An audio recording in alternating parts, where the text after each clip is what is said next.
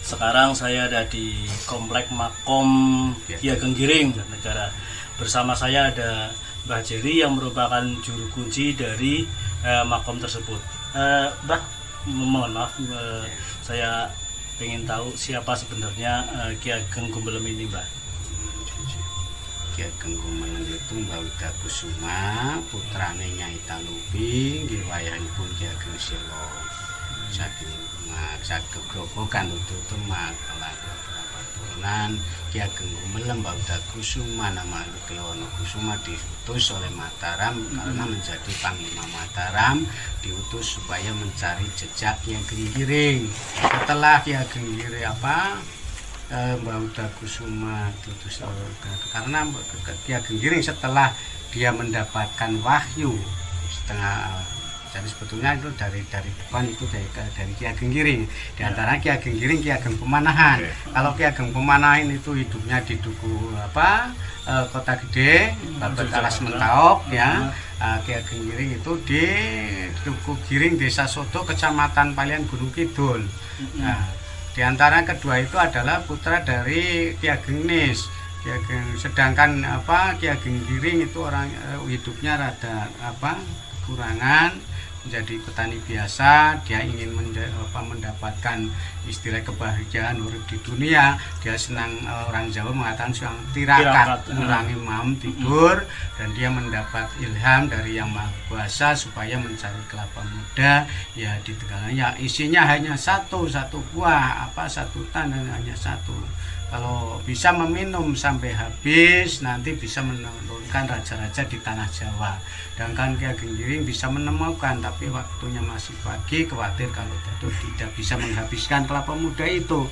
Akhirnya dia tidak langsung diminum oleh Ki Ageng Giring. Diparas dulu, ditaruh di rumah, sedangkan Ki Ageng Giring pergi ke Tegalan, maksudnya pulang dari Tegalan bisa menghabiskan kelapa muda yang tadi ditemukan tadi. Ternyata Ki Ageng Pemanahan dari Kota Gede datang ke Giring, melihat kelapa muda yang sudah diparas yang ditemukan oleh Ki Ageng Giring, langsung diminta oleh Ki Ageng Pemanahan. Sedangkan yang pertama adalah Nyai Giring. Oleh Nyai Giring diberikan kepada Ki Ageng Pemanahan. Setelah Ki Ageng Giring pulang dari Tegalan, menanyakan kelapa muda yang ternyata sudah diminum oleh Ki Ageng Pemanahan. Tapi Ki Ageng Giring menceritakan kepada nyainya bahwa kelapa muda itu sebetulnya ada khasiatnya yang nanti akan menurunkan raja-raja di tanah Jawa. Ibarat nasi dari bubur aja begitu, sudahlah berarti yang akan menurunkan raja-raja Mataram dari Pemanahan. Tapi Ki Ageng Giring mereka minta kepada Ki Ageng Pemanahan, sedang turunnya harus ada yang duduk di Mataram. Tapi Ki Ageng Pemanahan tidak langsung mengiyakan. Ada yang memersikan 7 ambalan, dia baru mengiyakan. Ada yang memersikan 9 ambalan, baru dia mengiyakan. Maksudnya ambalan itu anak turunnya ya, turun yang ke gitu ya.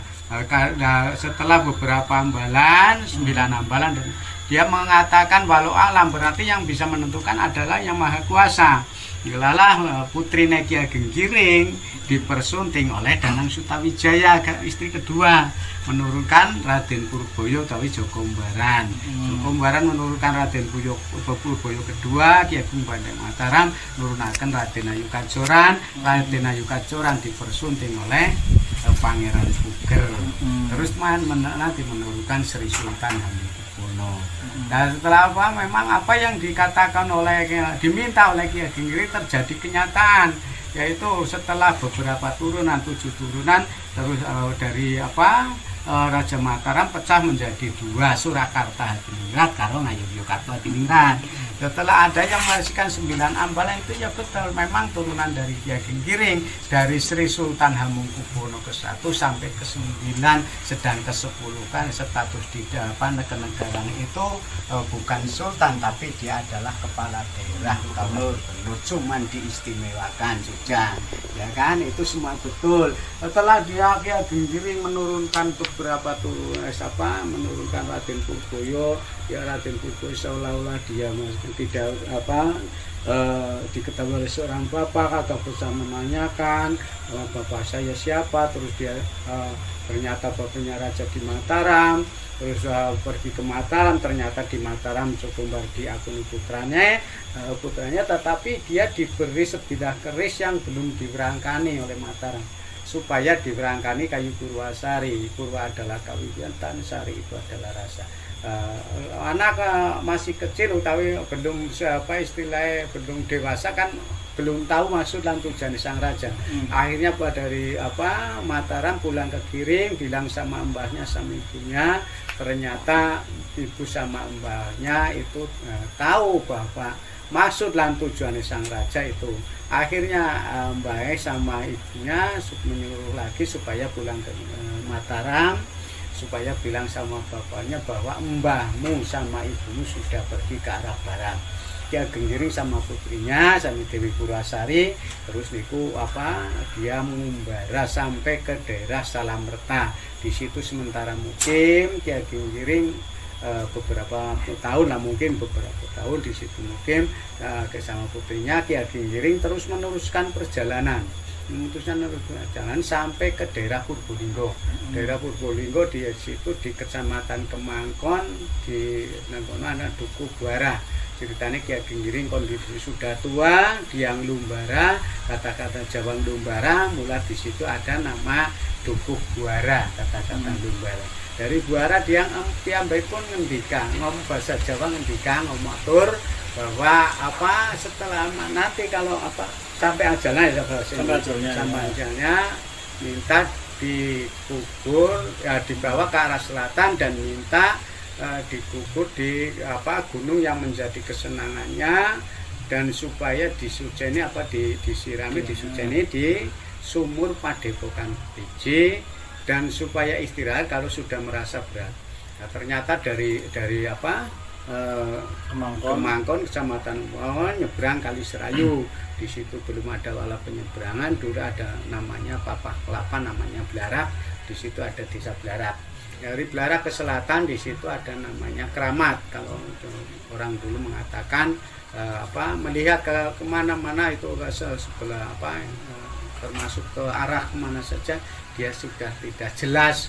Orang Jawa mengatakan keramat-keramat, di situ ada namanya keramat. Dari Keramat ke selatan itu ada namanya Duku Larangan.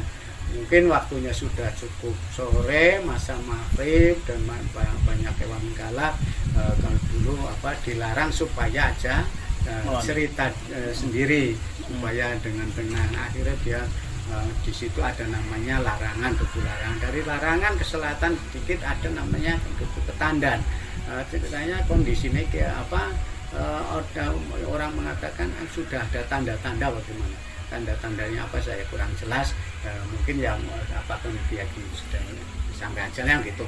Terus ke selatan lagi nih itu di situ ada namanya Duku Karanglewas.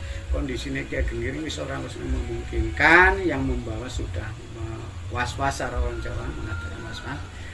Dari Karanglewas ke selatan ada itu sampai di situ ada sumur namanya Beji, sumur yang tidak memasat namanya Beji. Di situ sudah meninggal. Di situ ada dua versi, ada yang mengatakan di sumur itu melihat pohon yang tidak sembarang manusia bisa melihat, namanya pohon Andelem. Mula desa itu diberi nama Desa Gumelem. Ada yang memeresikan setelah dia disujeni, disirami di situ, terus dikawani, dibungkus, dibawa nyebrang ke sebelah timur, dulu namanya Kali Karangtiris. Mungkin di situ masih orang Jawa mengatakan banyak gedung-gedung, kalau orang Jawa itu banyak gedung. Di situ ada yang terpleset Kumelem, orang Jawa mengatakan Kumelem, tenggelam bahasa Jawa Indonesia. tenggelam di situ, mulai ditunggu-tunggu tidak muncul. Akhirnya dia diputuskan kalau nanti akhir zaman desa ini diberi nama Desa Gumulem. Ya, di situ membuat tanda seperti makom, tapi ujungnya ke selatan 2. Terus dari situ terus meneruskan perjalanan sampai ke sini. Nah, di sini nih di pesarian sini, orang dulu istirahat, ke laut turu, cara ketiduran. Kalau orang Jawa mengatakan tidur kan sare, ini diberi nama sarean. Terus naik ke atas ke sana, di belakang makam Kiai Gengiring, petilasan Kiai Gengiring itu ada sebuah dataran. Katanya di situ sudah merasa berat, orang Jawa mengatakannya dindak-dindak, rindik-rindik. Nah, di situ namanya lemah mendek. Nah, ketemu dindak-dindak. Dari lemah mendek ke atas, di puncaknya itu sudah rasa berat, tidak ada yang kuat ngangkat. Nah, akhirnya apa yang dikatakan itu kan supaya dimakamkan di gunung yang menjadi kesenangannya, walaupun namun wujud kerandanya, ternyata dibuka kerandanya itu jasadnya Kiai Gengiring sudah tidak ada hilang. Terus tidak lama